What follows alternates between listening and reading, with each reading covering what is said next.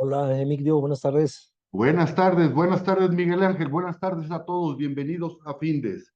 Son las 18 horas, día 15 de mayo. Damos inicio a la transmisión del webinario que tenemos programado para esta ocasión, denominado REPSE, Puntos Claves. Soy Emilio Villalobos, directivo de la Fundación. Muchas gracias por acompañarnos en este webinario. Les quiero comentar que el webinario está siendo grabado y a partir de mañana estará alojado en el canal de YouTube de Findes. El canal se denomina Cursos Findes, como vemos en esta proyección, sin espacio y es de muy sencilla localización. Ahí podrán encontrar aproximadamente ya 500 webinarios, todos ellos clasificados en diferentes áreas, en diferentes tópicos de interés, tópicos de actualidad en el ámbito de los negocios. Me acompaña el profesor Miguel Ángel Silva Pedrosa, especialista en el tema. Será él quien conduzca el webinario y a quien cedo el micrófono, no sin antes invitarles a que formulen sus preguntas, nos den sus comentarios y sugerencias, y al término de la plática dispondremos de algunos minutos para atenderlas. Miguel Ángel, buenas tardes. ¿Podemos iniciar, por favor?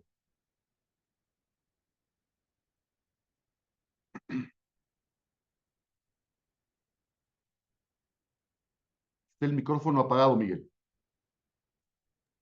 Excelente, muchas gracias, Emilio. Muchísimas gracias. Aquí ya puedo compartir. Traigo una breve presentación. Igual me sumo a la bienvenida para comentar un tema relacionado con las prestadoras de servicios especializados o el registro para las prestadoras de servicios especializados, lo que conocemos como REPSE, que si bien es cierto la reforma se dio hace ya 4 años, pues para muchos efectos, como lo ven aquí en la presentación, estamos en el año cero.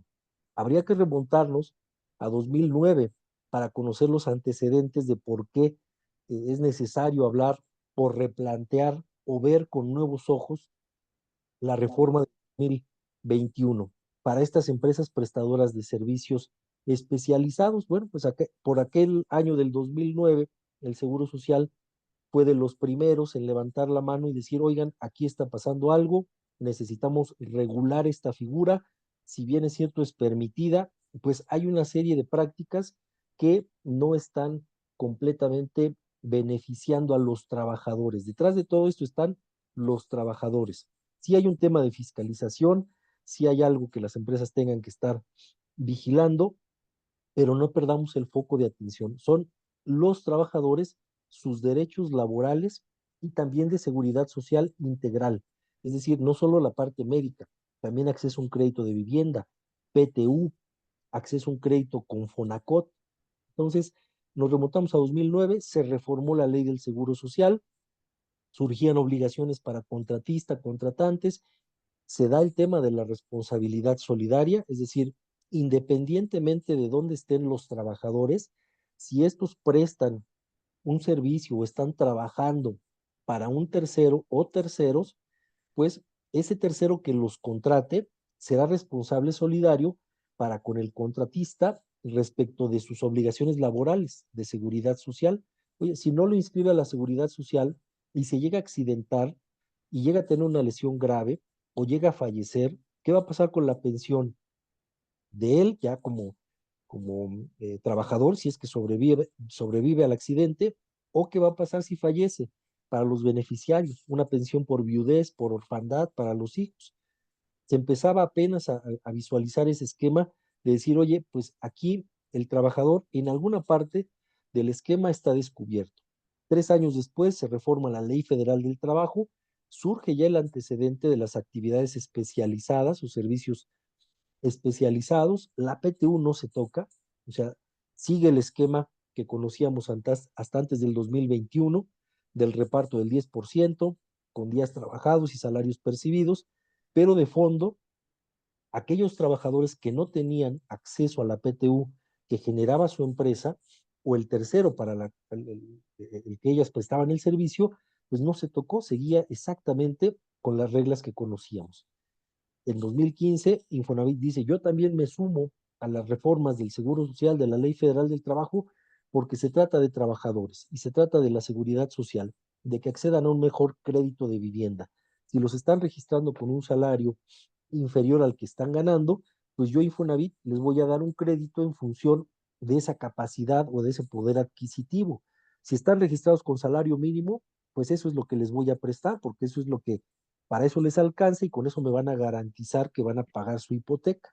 Se reforma la ley del Infonavit, surgen algunas obligaciones que ahora conocemos como SISU, en el caso de Seguro Social como IXOE, y después en 2017 y 19 se actualizan otros dos supuestos. Si se dan cuenta, aquí estaban jugando el Seguro Social, después se suman al partido Infonavit, después antes la Ley Federal del Trabajo, la Secretaría del Trabajo y Previsión Social, y de repente el SAT dice, oigan, a mí también me interesa el tema porque en función de los salarios que paguen las empresas, pues yo recaudo un ISR, ¿no? Y no solo eso, si la empresa que tiene trabajadores factura unos servicios, pues esa facturación trae IVA.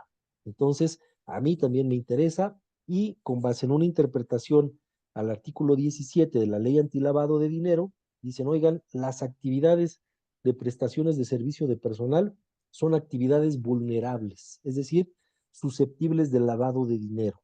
Y en función de eso, pues me tienen que dar una serie de información a mi SAT donde me indiquen qué es lo que hacen, con quién lo hacen, cómo lo hacen, cada cuándo lo hacen, por qué están facturando, si tienen utilidad, si no tienen utilidad, cuántos son sus trabajadores, en fin, una serie de información para que yo también los tenga visibles. Y en el 19 reforma la ley del IVA, precisamente con esta intención de que el tercero que está facturando un servicio, que cobra un IVA, pues ese IVA le llegue a la Secretaría de Hacienda. Entonces dicen, oigan, hay que retener el 6% sobre esa facturación que te están prestando, que te están haciendo y que tú estás recibiendo un servicio de personal por parte de un tercero, ¿no? En realidad se aplicó el 6% generalizado y el SAT recaudó en esos años mucho IVA. Y ese artículo que se reformó en el 19, en el 21 se derogó. Y llegamos al 21. No fue generación espontánea el REPSE. Aquí en Findes lo hemos dicho en repetidas ocasiones. Para llegar al 21, pues tuvo que pasar todo esto que les platico aquí en breve. Se reforma no solo la Ley Federal del Trabajo, también la Ley del Seguro Social, la Ley del Infonavit, la Ley del Impuesto sobre la Renta, el Código Fiscal de la Federación, la Ley del IVA, reglamentos de todas estas leyes y también leyes locales. CONACOT también se reforma. Entonces ahora, pues se prohíbe ya tajantemente la prestación de servicios de personal y quien se quiera dedicar a esa actividad, pues debe tener un registro como prestador de servicios especializados. Entonces ya de entrada, algo que estaba permitido que lo prohíban, pues ya suena fuerte la palabra, ¿no? Oye, tienes prohibido subcontratar personal y si lo haces, pues tiene que distinguirse por su carácter especializado. Oye, ¿y qué sucede si yo sigo prestando un servicio y no me registro en el REPSE? Bueno, pues pecado capital porque hay sanciones que pueden ser millonarias, de hasta 5 millones de pesos más o menos, y si a esto le suman que esas sanciones pueden ser por trabajador, pues imagínense que tienen una plantilla de 10 trabajadores, de 15, de 20, de 100 trabajadores que prestan un servicio especializado y que no tienen el permiso para tener o para prestar ese servicio. Entonces, esas son las más onerosas y 4 años después de este recorrido que acabamos de hacer muy breve, pues las inquietudes siguen tan vigentes como hace 4 años y con el ingrediente que durante estos 4 años las dependencias que acabo de comentar ya tienen mucha información que no tenían hace 4 años. Declaraciones, contratos, entero de impuestos, trabajadores declarados, contratos celebrados, declaraciones cuatrimestrales, IXOE, SISUB, y eso hace 4 años no se tenía. Ahora sí, hace 4 años no se tenía el conocimiento de las razones sociales que tenían un permiso REPSE. Ahora sí, ya se tiene ese padrón de empresas que se dedican a estos servicios especializados. Entonces, el tema es tan vigente como hace 4 años. Por eso la necesidad de volverse a replantear, a ver con ojos distintos qué pasó con el REPSE hace 4 años y qué tendría que estar pasando ahora con REPSE. Los servicios que proporciono son especializados. ¿Quién me dice si son o no especializados? El objeto social de mi sociedad, ¿cómo coincide o cómo difiere de la que tengo declarada en el SAT? ¿Tendría que ser la misma? ¿Cuál es mi principal actividad? ¿Por qué obtengo los ingresos mayormente de mi facturación? ¿Puedo subcontratar servicios especializados? ¿Qué características deben reunir? ¿A qué me obligo o a qué obligo al tercero para que cumpla con esta característica de servicio especializado? Si somos empresas del mismo grupo, oye, ¿nos podemos prestar servicio entre todas? ¿Qué requisitos tendríamos que reunir para no estar faltando a la reforma o a estas reformas que les platico? Si contrato trabajadores, pues ¿cuántas personas tengo que dar de alta en mi empresa? Pues todos. Si son tus trabajadores, son todos los que tienes que dar de alta. Oye, y la información de los contratos que celebre, cada cuándo se le envío al Seguro Social y al Infonavit.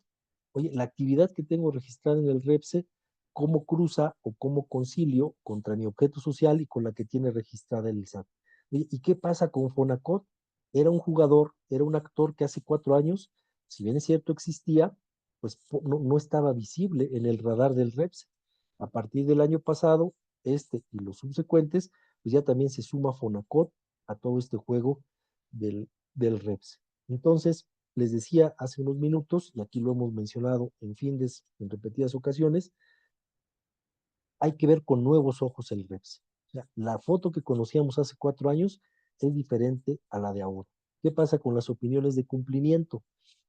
¿Están en positivo, están en negativo? ¿Por qué están en negativo? ¿Qué impacto tiene en la administración de los negocios? Oye, ¿esas obligaciones fiscales tienen que ser solo federales o también locales? ¿Cuáles son unas, cuáles son otras? ¿Qué tendría que estar cumpliendo? Los proveedores que se declaran en la DIOT, a la luz de las nuevas reglas, tendríamos que estarlo revisando también para saber cuáles están en REPSE que nosotros no sabíamos que lo estaban.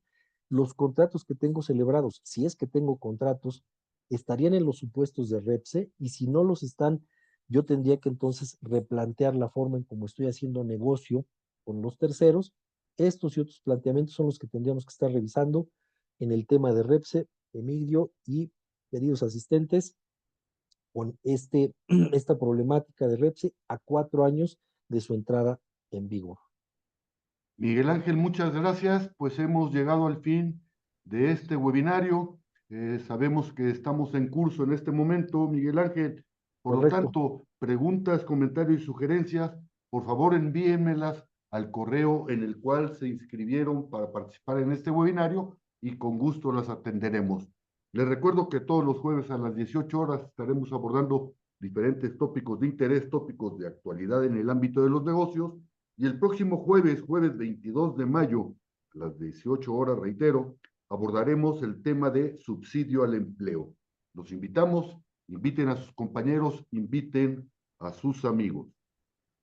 Siendo entonces las 18 horas con 14 minutos del día 15 de mayo, damos por culminado el desarrollo de este webinario. Miguel Ángel, muchas gracias a todos ustedes por participar. Hasta luego. gracias, hasta luego.